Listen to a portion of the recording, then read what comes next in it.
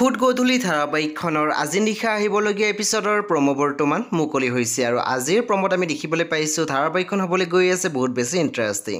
বলকচোন চাওঁ আজিৰ প্ৰমোত কি দেখিবলৈ পাইছোঁ। আজিৰ প্ৰমৰ প্ৰথম ভাগত আমি দেখিবলৈ পাইছোঁ পৰিয়ে কৈ আছিল, দাদাই কৰা ভুলৰ বাবে তুমি মোক কিয় শাস্তি দিছা? মইতো তোমাক কেতিয়াও ফাঁকি দি বা মিছাকৈ বাহিৰলৈ ওলাই যোৱা নাই। তাৰপিছত আমি দেখিবলৈ পাইছোঁ পুনৰ পৰিয়ে কৈ আছিল, ইমান দিনে যি বুজিলোঁ এইখন ঘৰত অকল তোমাৰ আৰু মাৰ মতেৰেহে কথাবোৰ হয়। তাৰপিছত আমি প্ৰমোদ দেখিবলৈ পাইছোঁ অনুৱে কৈ আছিল, মই আজি কথাবোৰ স্পষ্টকৈ ক'ব বিচাৰিছোঁ। যদি তোমালোকৰ শুনাৰ ইচ্ছা আৰু ধৈৰ্য নাই নিজৰ নিজৰ ৰুমলৈ যাব পাৰা।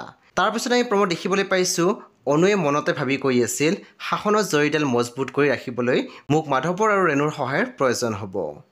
চ' বন্ধু বান্ধৱীসকল আজি নিশা 8:30 বজাত ৰং টিভিত আহিবলগীয়া ফুড গধূলি ধাৰাবাহিকখন খুব বেছি ইণ্টাৰেষ্টিং হ'বলৈ গৈ আছে। চ' আপোনালোকে চাবলৈ একেবাৰে নাপাহৰিব।